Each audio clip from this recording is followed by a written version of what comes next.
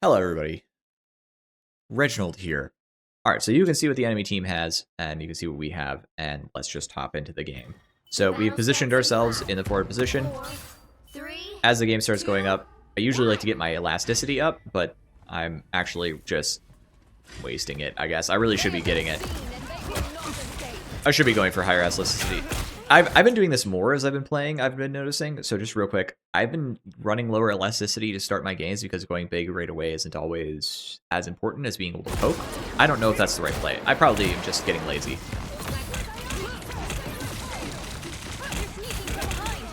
So I discovered I was grounded there, but I'm going to go ahead and just try to knock her out of the sky. I'm going to apply shields as well. One of the things that's important to do on Fantastic is apply shields to your friends as much as possible, because remember, unless you see a really good dive target, your E is actually not going to do much damage, so you're better off just punching, right? So most of the time, your 15-meter range is enough, and you just want to go after enemies. You can see I'm going in after this invis, and she does not back into spawn like she should have, and so I pick her up very easily. Now I need to cancel, and oop, I died. But let me ask you a question. Was that worth it? That was probably too much. I overcommitted a little bit. By the way, there is a reason I picked Fantastic here. I figured that if we're going to be doing defense with two off-tanks, you know, Thor and Angela, we probably need something really like sturdy that doesn't die, that stays on payload, and that was my job. So my death here is actually really bad, even though I did kill one of their healers, because I'm no longer able to help them hold point. Now, I do see Angela here, and so I'm like, okay, let me help protect that. And we're going to try and walk out of here. Groot does not get his wall in the right position. I'm able to leave. Fantastic. He's wounded. I'm going to give him shields until he gets healing. That way he doesn't get accidentally picked off. Can't always see what's out the door, so you want to protect people. Now, I'm playing out front like this on purpose because I want to attract attention and get shot at, and so that the healers can gain heal charge. This is on purpose. I have my shift. Anytime I have my shift, I play super aggressive because I can always just live. Huge hook. Unfortunately, we aren't able to sink the kill, but he's very wounded, so he's having to play very cautiously. I'm going to keep trying to chase him down, and I get the pickup. Now, that took forever. If I was Bucky, he'd probably already be dead, but here's the thing. He was busy being a resource sink for the enemy the entire time I was busy with him. That was risky. That was unusually satisfying.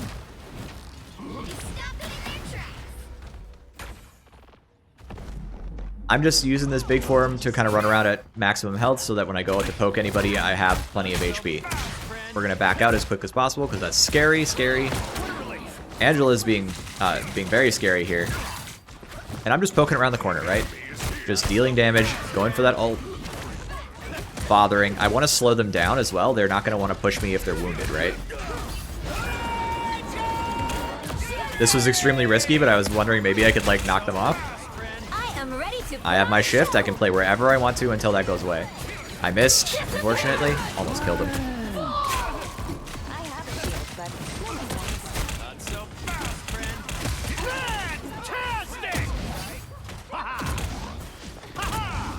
Alright, here's when I start noticing I'm not going to be able to pick this up.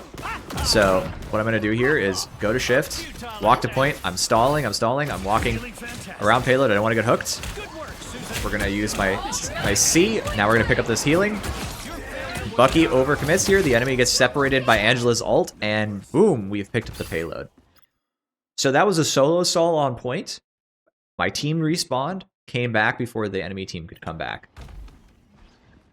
Using good resources there, avoiding a lot of damage, understanding my limitations, and then using my cooldowns to get out.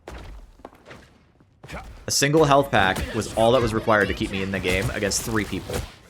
The right 3 people. That's the big thing. It's not just... Like, if that had been 3 DPS, I'd probably been cooked. But it wasn't, was it?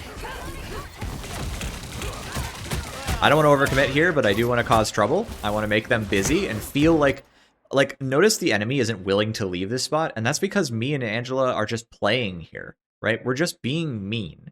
They're hoping they can get a pick here, but they're not playing on payloads, so we're holding that side angle. This is really important. We're holding this side angle, preventing the enemy team from pushing. They don't feel confident enough to push through us, even though they probably could just walk us right down.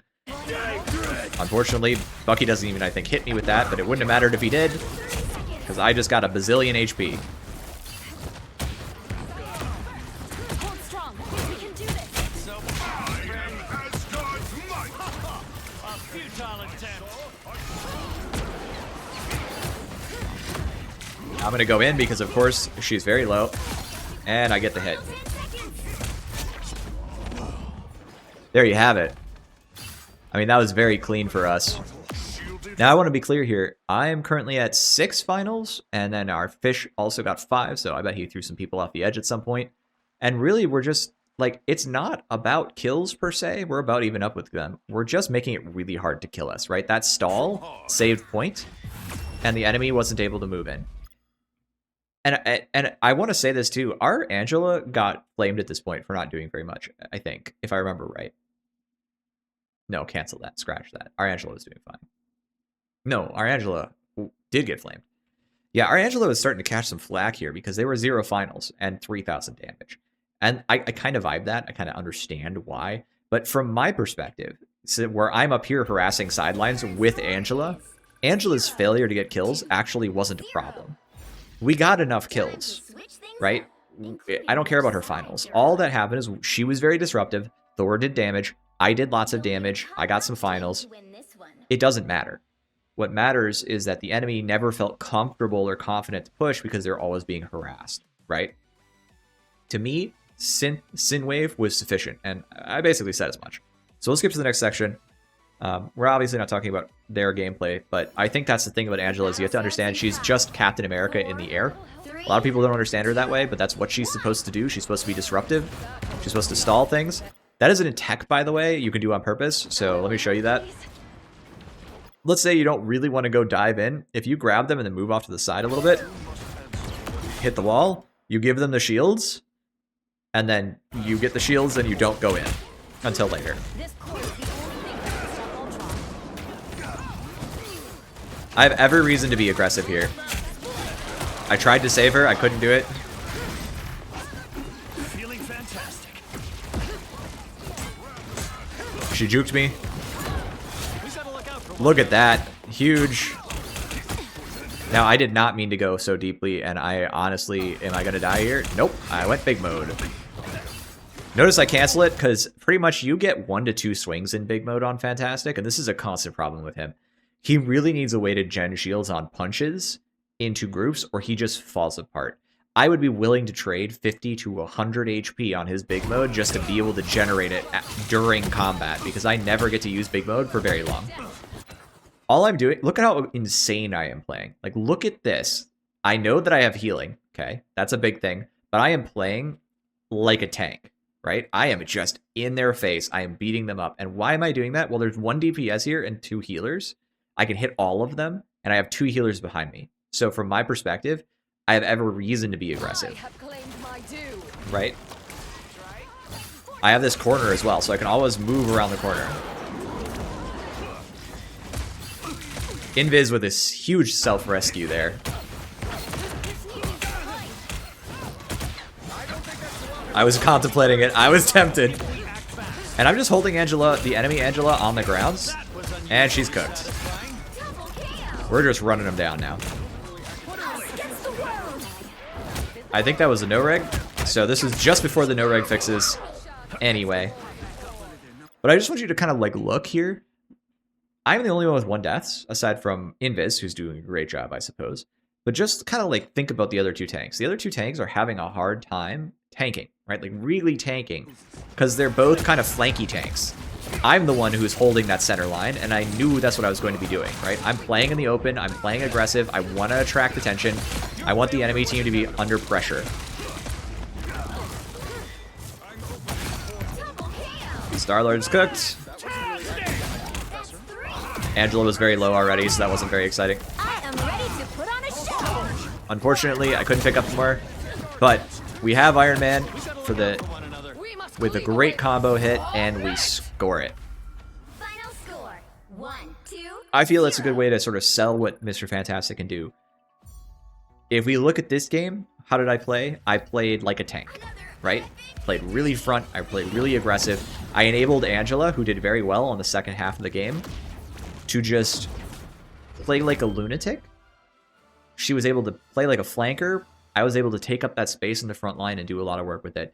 Thor, able to go on off angles and get his work done. Don't look at the finals numbers. Look at the assists numbers. Who was assisting? Everybody was participating in a lot of these kills, right? Doesn't matter that I got the last hits on a bunch of them or did the most damage. It matters that we all participated. Deaths were low. That's how you can tell we were going to be the winning team, because we continued that pattern of low deaths, high assists, good coordination, all shooting the same things, good target priority. The enemy team probably had poor target priority. That's how this works. Warm regards, everybody. Reginald.